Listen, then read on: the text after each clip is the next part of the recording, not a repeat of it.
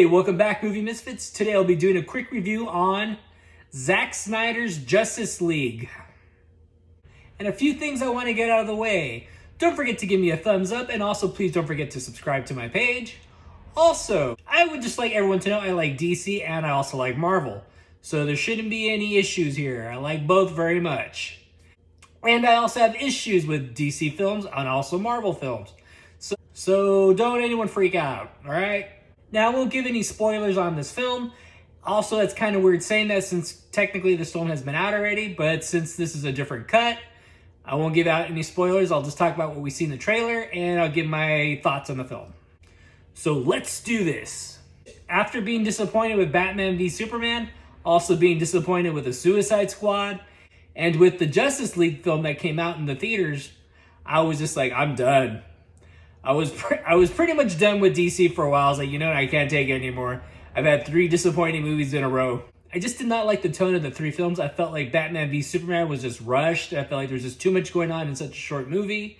And with the Suicide Squad, I felt like we were taking a walk backwards, and I felt like we were going through like this old alternate timeline universe of the Batman and Robin with George Clooney, walking through Hot Topic. I felt like it was that kind of vibe, and I just was not digging it. I will say with those 3 DC films and a lot of Marvel films, I'm not a big fan of the CGI. I feel like the CGI starts to get too cartoony after a while.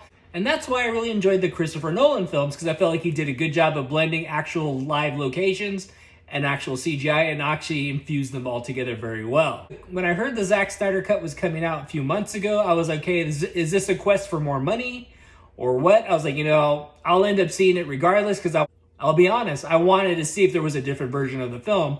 I was actually thinking, is this going to be like the Exorcist prequel that we had, where we had Exorcist the beginning and also the Dominion, the Exorcist prequel? Those are 2 of the same film, however, by 2 different directors, and each one had its own differences. They had the same result in the end, but they're 2 separate films. However, those films were both bad. So after sitting down for 4 straight hours, I will say, this version was actually a lot better. I will say the tone of the film was very consistent. Also, I felt like this version actually had character development. I felt like the character of Cyborg had a bigger part, and he had some more depth in the movie as well. The same goes with Aquaman. I felt like his backstory was introduced better in this version. It was extended, he had more of an arc. And also, I will say, I felt like I liked this version of Aquaman better than I did in the actual Aquaman movie. There were little things that they did that made more sense in this version than the actual movie itself. I did feel in the previous version of the Justice League that Aquaman and Cyborg were probably the weakest links. However, in this version, I felt like they were just well played out. In the previous version, I felt like they were just kind of thrown in there and no backstory, no nothing, just really bad one-liners. So in this version, it felt like they were kind of stretched out more. We got to know more backstory, like I said, and their dialogue did not seem as forced or as annoying. The Flash was introduced a lot better in this film. He was still quote-unquote the comic relief.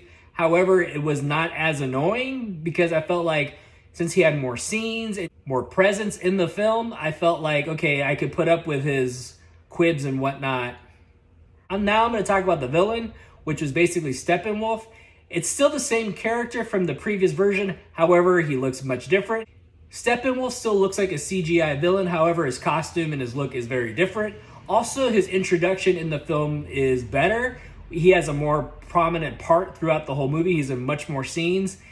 And in this version, he seems more of a force to be reckoned with, and he seems like a lot more competition. So I did like that he was actually in most of the movie. That was actually done pretty well.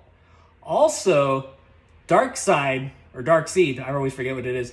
Darkseid in this film, he's more in the background, but we see more and more of him. So he may not be the main villain in this movie. However, he's going to be the main villain at some point in the Justice League series or any of the potential sequels that they may or be any sequels, that is. The villains did feel two-dimensional like most superhero movies.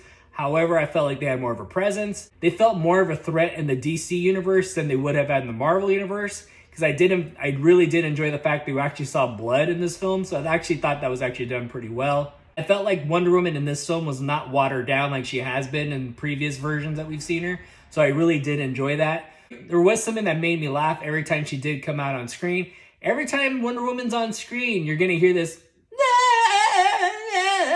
You're going to hear that every time she's on the screen. So get used to it. Ben Affleck in this film played Batman, and he was a lot better in this version than the other two movies that I've seen him play Batman.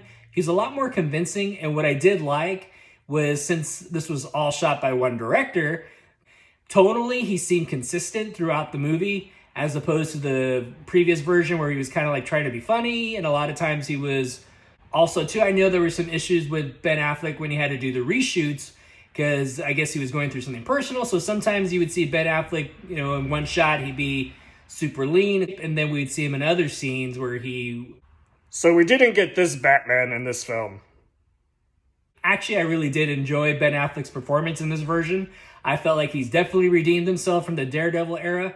So he was very believable in this film. My only issue, it's basically going to be the same argument I've been having with Black Widow with the Avengers. It's basically going to be the same kind of argument where I'm going to be like, okay, so we got Wonder Woman, who's basically a god. We got Aquaman, who's like an underwater god. And we got The Flash, he could run at the speed of light. And we got Cyborg, he's got endless amount of cybernetic systems kind of stuff. And then we have Batman, who doesn't have anything. He just has lots of gadgets and he has money. So I kind of felt like this was an opportunity for them to even up the playing field, maybe introduce like the first version of the Batman Beyond suit. At least that way he can fly and his strength could be up. Because I felt like in this version of Justice League and also the Joss Whedon version of Justice League, Batman kind of seemed like kind of sad, I guess, at some moments. So that's why I was kind of like, man, it would have been really cool for them. Maybe it's not traditional to the comics, but it would have been actually kind of cool for them to introduce like a new suit. Like I said, like a prototype of the Batman Beyond suit, you know, something that he can use to enhance his strength, to even the playing fields with these guys. That would have been something that would have been kind of cool. That's something I wish I would have got to see. And which was very cool to see Superman in his black suit. And with everything that's going on with DC and Henry Cavill, and, you know, are we going to get to see him as Superman again? We don't know. There's no straight answer. There's all the talks about this reboot, recasting, and all this weird nonsense that's going on. It was actually really cool to get another chance to see Henry Cavill again, especially in a better version, because not only do we get to see him in the black suit, we also get no CGI mustache. Yay! Basically, in both versions of this movie, we get to see how awesome Superman is and how much he doesn't need anybody else. I almost thought they should call this Superman and Friends, because in both versions of this, he does not need them at all. And we actually get more of Henry Cavill as Superman and some extra scenes in there as well. So I'm hoping with all the hype that this movie has brought, and also with all these weird negotiations, hopefully this means we get to see him play Superman again in his own sequel or in another movie, or more movies to come. So hopefully we get that, because I feel like after seeing him in this film, it's like, okay, yeah, dude, you need to be Superman a lot longer now. So yeah, the running time. Yes, the movie is 4 hours long. Is it worth it? Yeah, I would say so. If you're really into superhero movies, whether it's DC or Marvel, I would say, yeah, check this out. I give Zack Snyder's Justice League a B-. And this movie's playing exclusively right now on HBO Max. I'm going to say it one more time. Don't forget to give me a thumbs up, and don't forget to hit subscribe.